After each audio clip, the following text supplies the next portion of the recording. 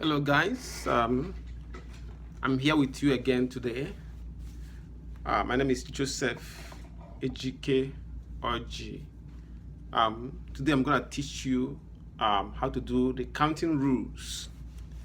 I'm sure that many of you will be surprised we have something like a counting rule in a class or a course like statistics. But then, of course we do. We have that topic, statistics, because counting rule actually help us. We can use it to calculate some probabilities of some events. Okay. So I hope you enjoy the lecture, and let us start. Okay. Now the counting rules. There are three types that we use. The first one is the fundamental counting principle or counting rule. Some books use principle, some books use rules. Then we have the permutation and then the combination. Today, I'm going to teach you the first one, which is the fundamental counting principle or counting rule. In my next class, my next video, I will teach you these two, so that you can see the difference between the two.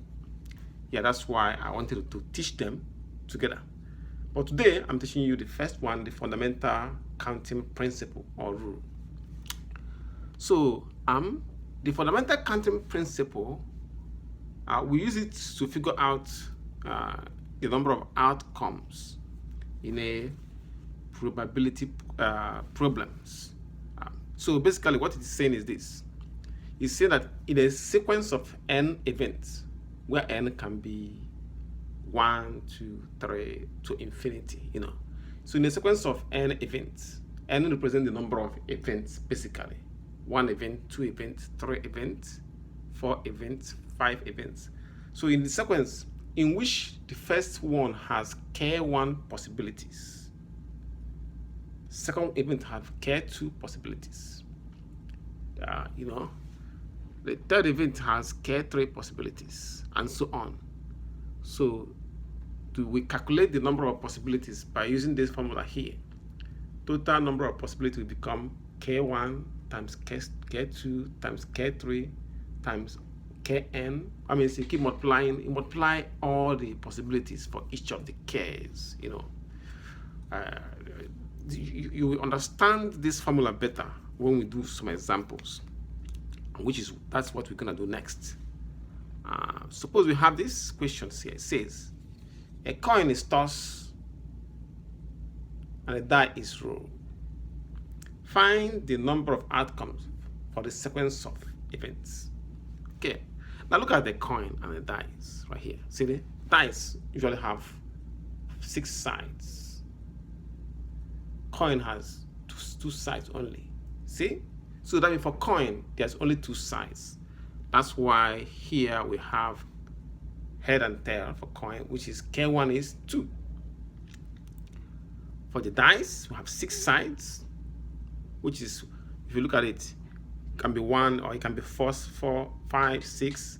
If you turn the other side, you see the number 1, 2, 3, So for the dice, we have 1, 2, 3, 4, 5, 6. So that means k2 is 6 possibilities. So that the total number of possibilities becomes k1 times k2, which is 2 times 6. That gives you 12 possibilities. Of course, you know how to do this on a calculator. Multiply 2 and 6. That make it easy. Okay. So that's how we use the fundamental counting rule, basically, to find out the number of possibilities. Let's try another example. Okay. But 2 says a paint manufacturer. This example is real life application. A paint manufacturer wishes to make several different kinds of paints, and they have these categories. Color. The color can be red, blue, or white, or black, or green, or brown, or yellow. Type can be latex or oil. That's the type of paint. The texture of the paint can be flat, semi-gloss, and high class. And they can be used for indoor and outdoor, You say how many different kind of paints can be made if a person can select only one color, one type, one texture, and one use for the pen. How many different kind of paints can they make? So let us find the possibilities, the Ks. For color, we have how many colors? Red, blue, so we have 1, 2, 3, 4, 5, 6, 7. So that means our color, K1 is 7. Okay? Good. Sorry, excuse me.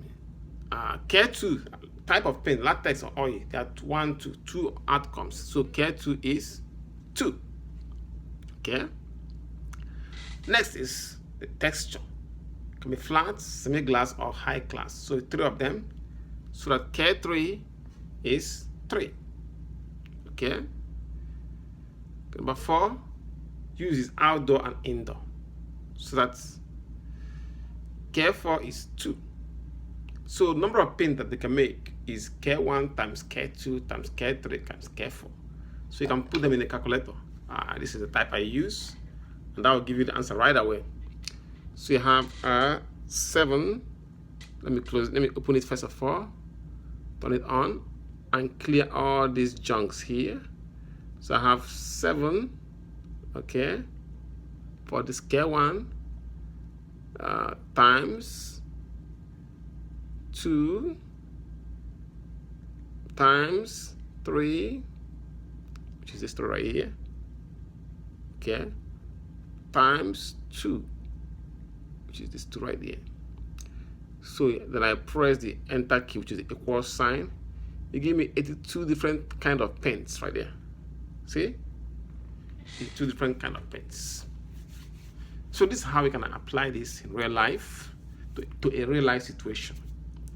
There are many applications for the fundamental counting principle. We try one example that is more challenging on this one. Okay, I hope this one makes sense. Okay, let's try the next example. It says the access code for a car's security system consists of 4 digits. Each digit can be any number from 0 through 9. How many access codes are possible if A, repetitions are permitted, B, repetitions are not permitted, C, repetitions are permitted but the first digit cannot be 0 or 1. Okay? So let's see how this works. Now, remember, let's answer the first one, which is how many access codes are possible if repetitions are permitted. Okay. If repetitions are permitted, okay, remember you have 10 number choices. 1, 2, 3, 4, 5, 6. See, start from 0 to count. 1, 2, 3, 4, 5, 6, 7, 8, 9, 10. You have 10 digits. So that K is 10. Now, you have 4-digit ID number. 4 digits. It says you have 4-digit access code for that car security. So the access code must have 4 slots. 1, 2, 3, 4. Okay? So that means if repetitions are permitted, that means 0 can be put in any of these slots. It can be put here, here, here, or here. So it can be used several times. In the same way, 1 can be put in any of these slots, anywhere. 2 can be put in any of these slots.